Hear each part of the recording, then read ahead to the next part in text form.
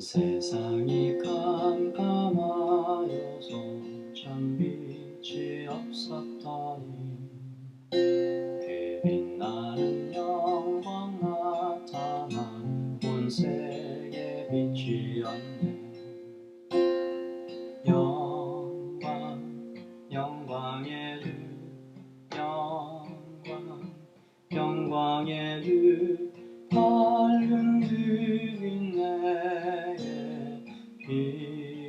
빛이었네. 영광의 주,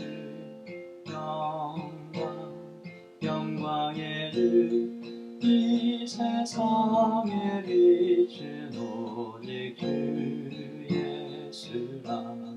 주 말씀을 믿는 사람은 그 마음이 시원하고 주 명령을 준행하는 자 그 길이 원하겠네. 영광의 주, 영광의 주, 밝은 그 빛 내게 빛이었네. 영광의 주, 영광의 주, 이 세상의 빛은 오직 주 예수라.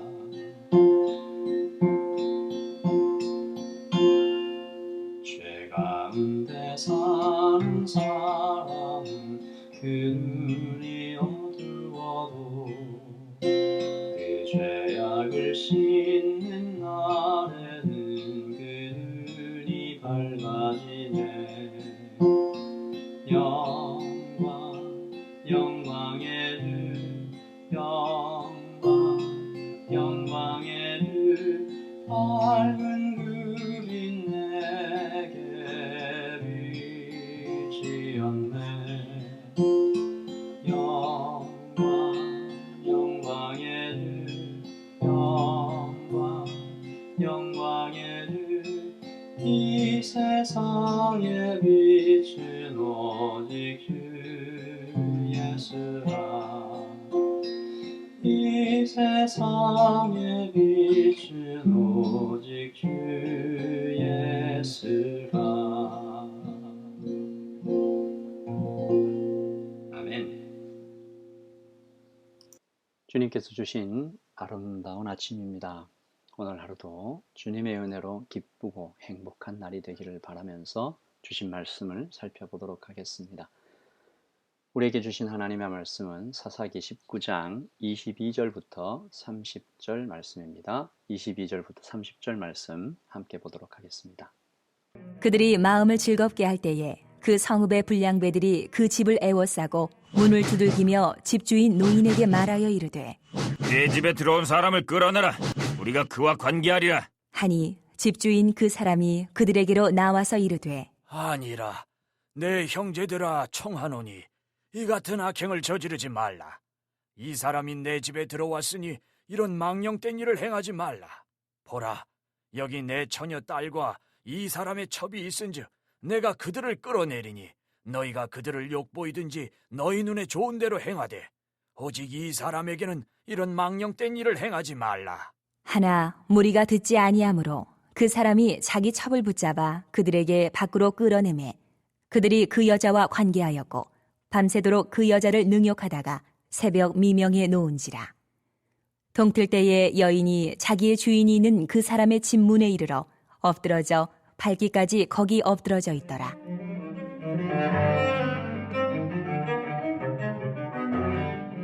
그의 주인이 일찍이 일어나 집 문을 열고 떠나고자 하더니 그 여인이 집 문에 엎드러져 있고 그의 두 손이 문지방에 있는 것을 보고 그에게 이르되 일어나라. 우리가 떠나가자. 하나 아무 대답이 없는지라. 이에 그의 시체를 나귀에 싣고 행하여 자기 곳에 돌아가서 그 집에 이르러서는 칼을 가지고 자기 첩의 시체를 거두어 그 마디를 찍어 12덩이에 나누고 그것을 이스라엘 사방에 두루 보내매 그것을 보는 자가 다 이르되 이스라엘 자손이 애굽 땅에서 올라온 날부터 오늘까지 이런 일은 일어나지도 아니하였고 보지도 못하였도다. 이 일을 생각하고 상의한 후에 말하자. 하니라. 아멘. 하나님의 말씀입니다. 말씀을 한번 읽으시면서 잠시 묵상하시겠습니다.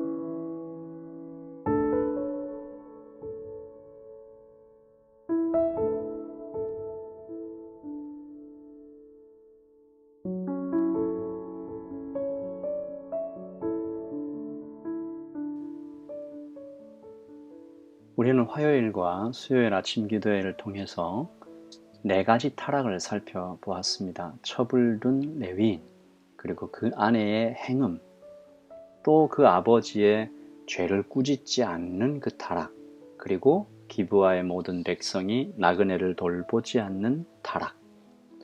그러나 하나님께서 한 노인을 예비해 두셨고 온 세상이 타락한 가운데 노인은 나그네에게 환대를 베푸는 장면도 살펴보았습니다. 그런데 오늘 이 기브아의 백성들이 앞의 4가지 타락과는 비교도 되지 않을 만큼 무시무시한 죄를 저지르는 것이죠. 오늘 말씀은 소돔과 고모라에서 있었던 사건과 거의 유사한데 아브라함을 방문했던 천사들을 찾아와 그들을 내어놓으라고 협박했던 소돔성의 광기와 똑같은 장면이 펼쳐집니다. 22절이죠. 그들이 마음을 즐겁게 하면서 잘 쉬고 있을 때 그 성읍의 불량배들이 그 집을 에워싸고 문을 두들기며 그 집주인 노인에게 말하여 이르되 내 집에 들어온 사람을 끌어내라. 우리가 그와 관계하리라. 이 성적으로 폭행하겠다는 얘기죠. 이 말씀의 배경을 살펴보면 이 장면이 더욱 참혹하게 다가오는데, 첫째, 기브아는 사해와 가까운 곳이었습니다. 여러분, 사해는 창세기 19장에 소돔성이 하나님의 심판을 받아 형성된 곳으로 기록되어 있는 것이죠.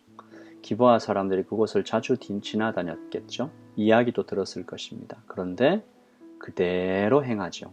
오히려 더욱 악하게 행하고 있는 모습입니다. 경고를 했지만 듣지 않은 것이죠.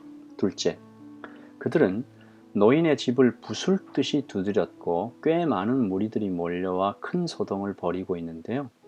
그리고 우리가 읽었듯이 오늘 말씀에 한 여인이 목숨을 잃는 비참한 일까지 생겼는데 아무도 이 일로 처벌받지 않는 것입니다. 기브아의 도덕적 수준이 거의 바닥까지 내려갔거나 혹은 그날 거기에 온 불량배들 중 통치자들 중 누군가가 이 일에 가담한 것이죠. 셋째, 그들은 노인이 자신의 딸과 레위인의 첩을 내주겠다는 제안을 거절하는 것입니다. 그들이 이미 정상적인 남녀 간의 성행위에는 이미 관심이 다 없어져 있었고 남색, 즉 동성애에 집착하고 있음을 우리는 알 수 있습니다. 여러분 기브아는 이방의 땅이 아닙니다. 그들이 하나님의 백성임을 생각할 때 더욱 비통한 일인 것이죠.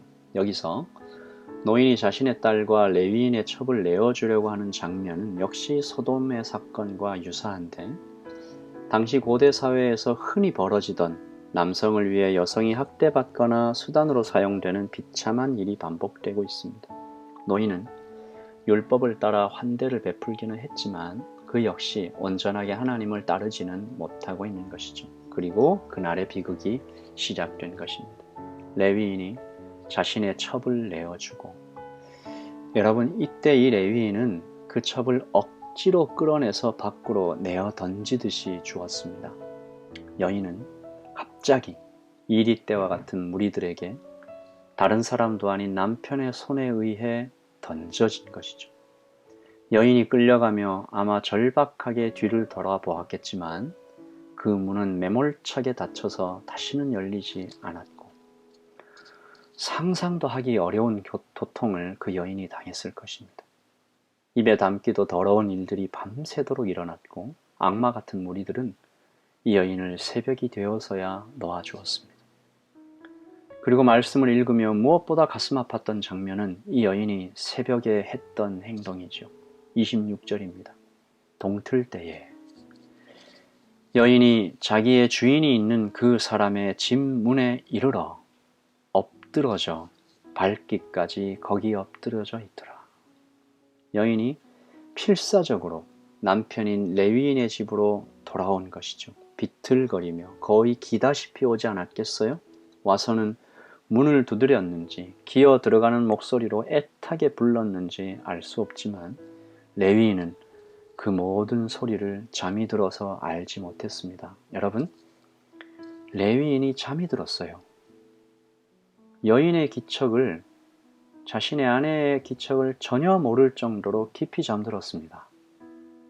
이 레위인의 비정함은 27절에도 잘 나타나 있는데, 그의 주인이 일찍이 일어나 집 문을 열고 떠나고자 하더니, 여러분, 그냥 떠나려고 했어요. 일찍 일어났다는 것도 여인을 걱정한 것이 아니었다는 것이죠. 간밤에 공포스러운 일을 속히 피하려는 마음으로 기브아를 그냥 어서 떠나버릴 생각이었습니다. 아내의 행방이나 생사 여부를 확인해 보려는 최소한의 관심조차도 기울이지 않고 있는 것이죠. 그는 아내를 사랑하지 않았습니다. 육체적인 욕심만 있었을 뿐 진정한 사랑은 그에게 없었습니다. 또한 그 여인의 두 손이 문지방에 있었다라는 사실은 당시 고대 사람들의 이 미신적인 행동이었는데, 문지방에 사람들을 보호하는 신들이 살고 있다라고 믿었기 때문입니다. 여인은 그러므로 초죽음이 된 상태에서 두 손을 문지방에 겨우 올리며 그 신들에게, 이방의 신들에게 살려달라고 빌었던 것입니다. 레위인은 푹 자고 일어나 여인은 상관없이 빨리 이곳을 떠나자 서두르다가 여인이 죽어있는 것을 보고 참 아이러니하게도 회개하거나 슬퍼하지는 않고 대신 격렬한 분노에 휩싸입니다. 여인의 시체를 12조각으로 자르죠. 그리고 모든 지파에게 보냅니다. 역시 고대 사회에서 행해졌던 모든 지파에게 기브아의 죄를 고발하는, 그들을 징계해달라는 이 호소인 것이죠.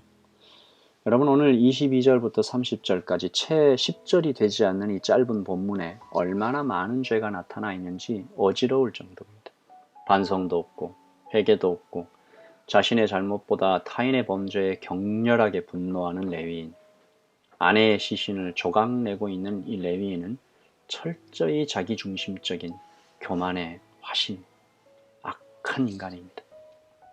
또 그의 첩 가련한 여인은 마지막까지 하나님이 아니라 우상들에게 헛된 소원을 빌고 있었고, 환대를 베풀었던, 그나마 하나님의 율법을 지키려고 했던 노인마저 자신의 딸을 내어주겠다고 자신의 한계를 드러내고 있죠.